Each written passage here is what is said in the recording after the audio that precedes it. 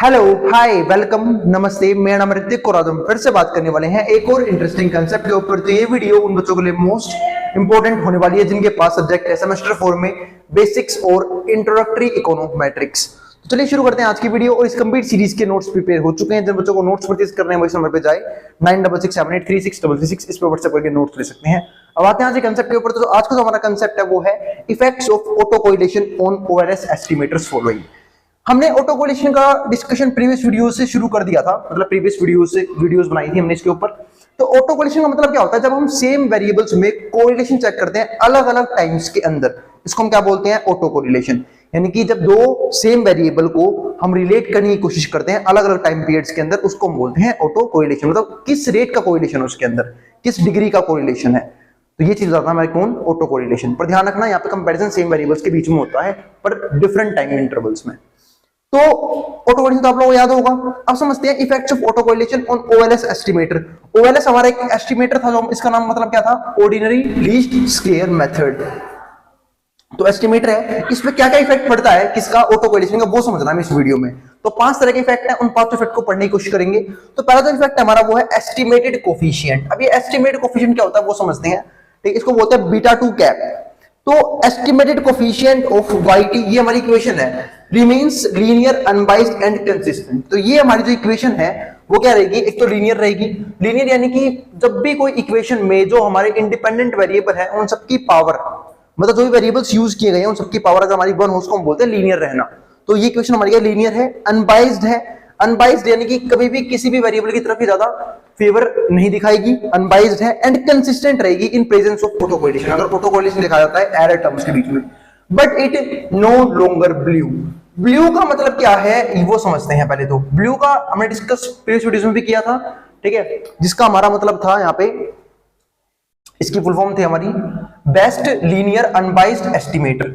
इसका मतलब है कि ऐसा जो है मतलब ऐसा एस्टिमेटर जो बेस्ट हो, लीनियर भी हो और अनबाइस्ड भी हो।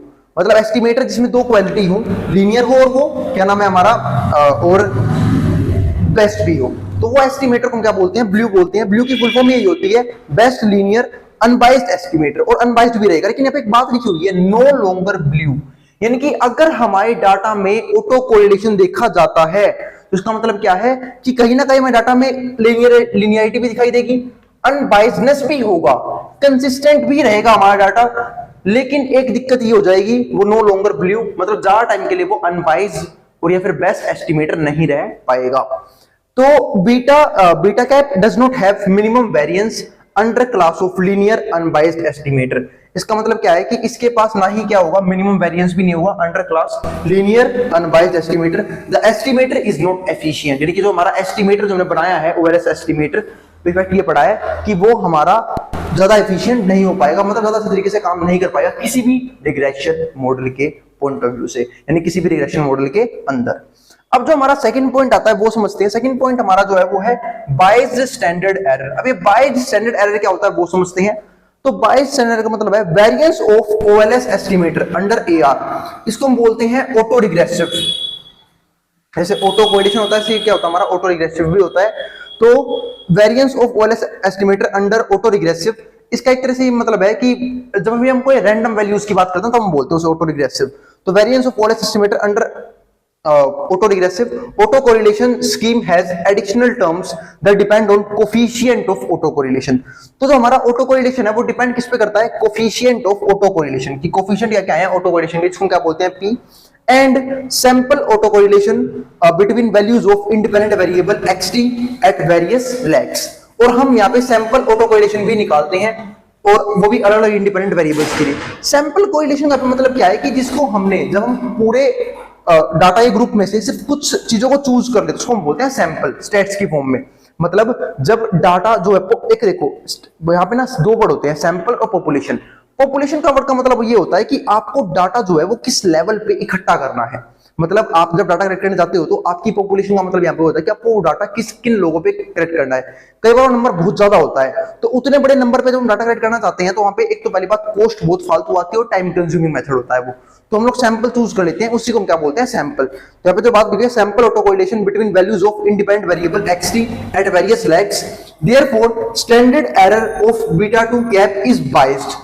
अब देखो यहाँ पे बहुत सारी दिक्कतें आती हैं। तो अब इसके से होता क्या है, जो स्टैंडर्ड एरर है किसका, बीटा 2 गैप का, इज बायस्ड, वो बायस्ड हो जाता है, and degree of biasness depend on degree of auto correlation in UT. अब लेकिन एक बात और भी है कि डिग्री ऑफ बायसनेस पता लगती है किसके हिसाब से, डिग्री ऑफ ऑटो कोरिलेशन की, ऑटो कोरिलेशन किस लेवल का है, यानी कि जिस रेट पे ऑटो कोरिलेशन होगा उसी रेट पे बायसनेस भी देखी जाएगी। यानी कि अगर मैं बात करूं, अगर वेरिएबल्स के बीच में अलग टाइम सीरीज में ऑटो कोरिलेशन ज्यादा है, तो ऑटो कोरिलेशन होने का मतलब क्या है कि बायसनेस भी ज्यादा ही देखी जाएगी, और जो कि क्या बनाएगी इसे, इनएफिशिएंट। अब आगे समझते हैं इस बात को। Serial correlation in errors causes dependent variable to fluctuate in way that OLS estimation procedure attributes to dependent variable। अब एक बात और बोल दी इन्होंने यहाँ पे कि serial correlation in errors causes dependent variable to fluctuate। अब जो सीरियल कोरिलेशन है, मतलब जो बार बार कोरिलेशन होता है एरर्स के बीच में, वो एक चीज क्रिएट करता है, वो क्या करता है, डिपेंडेंट वेरिएबल्स के बीच में फ्लक्चुएशंस क्रिएट कर देता है। To fluctuate in way of OLS estimation procedure attributes to independent variable. यानी कि जैसे हम इंडिपेंडेंट वेरिएबल के हिसाब से डिपेंडेंट वेरिएबल की वैल्यू निकालेंगे तो क्या हो जाएगी, फटाफट फ्लक्चुएट करनी शुरू कर जाएगी ओएलएस एस्टिमेटर के अंदर। It typically makes OLS under estimate standard error of coefficient. और ये एक चीज करता है सिर्फ, क्या कि ये अंडर एस्टिमेट स्टैंडर्ड बना देता है ऑफ एरर्स ऑफ कोफिशिएंट। यानी कि मैं यहां पे भी कह सकता हूं कि ये कहीं ना कहीं डाटा को इन एफिशिएंट कर देता है। यानी कि जो रिग्रेशन मॉडल के अंदर जब हम बायसनेस देखेंगे तो रिग्रेशन मॉडल क्या हो जाएगा, अपने आप ही इनएफिशिएंट हो जाएगा, एफिशिएंट नहीं रहेगा, खराब हो जाएगा पूरा का पूरा। तो ये देखा जाता है। इसलिए आपको याद होगा कि अगर मैं बात कर रहा हूं यहाँ पे ऑटो कोरिलेशन की, तो ओएलएस से कुछ अजम्पशंस थे, यानी कि ऑर्डिनरी लीस्ट स्क्वायर के कुछ अजम्पशंस थे रिग्रेशन मॉडल के अंदर। उसमें से एक अजम्पशन ये भी था कि नो ऑटो कोरिलेशन नहीं होना चाहिए, जो कि ऑटो कोरिलेशन होगा तो यहाँ पे क्या हो जाएगा, बहुत सी दिक्कतें आएंगी, और जिसकी वजह से क्या होगा, हमारा जो रिग्रेशन मॉडल है वो एफिशिएंट नहीं रह पाएगा। इसके बाद क्या आता है हमारे पास यहाँ पे तीसरी चीज, टेस्ट ऑफ सिग्निफिकेंस। सिग्निफिकेंस का मतलब क्या होता है, इंपॉर्टेंस। अब टेस्ट क्या है वो समझते हैं। At standard error of coefficient is no longer unbiased. अब जो स्टैंडर्ड एरर है कोफिशिएंट का, वो क्या है, नो लॉन्गर अनबाइज्ड, तो ज्यादा देर तक अनबाइज्ड नहीं है। यानी कि सिर्फ स्टार्टिंग में अनबाइज्ड था, बाद में क्या हो गया, उसने भी बाइज्डनेस शो करनी शुरू कर दी। एस्टिमेटेड टी स्टैटिस्टिक्स और F statistics are incorrectly too high. अब ये ध्यान देना, जो टी स्टैटिस्टिक्स था इसके बारे में बात कर चुके हैं हम प्रीवियस वीडियोस के अंदर, और एफ स्टैटिस्टिक्स, दोनों मेथड्स के ऊपर हम बात कर चुके हैं प्रीवियस वीडियोस में, कंपेयर भी किया है और डिफरेंस भी समझा है और फॉर्मूले भी देखे हैं इसके। आर इनकरेक्टली टू हाई, तो इनकी वैल्यू क्या हो जाएगी, काफी ज्यादा हो जाएगी। Therefore the inferences are not valid.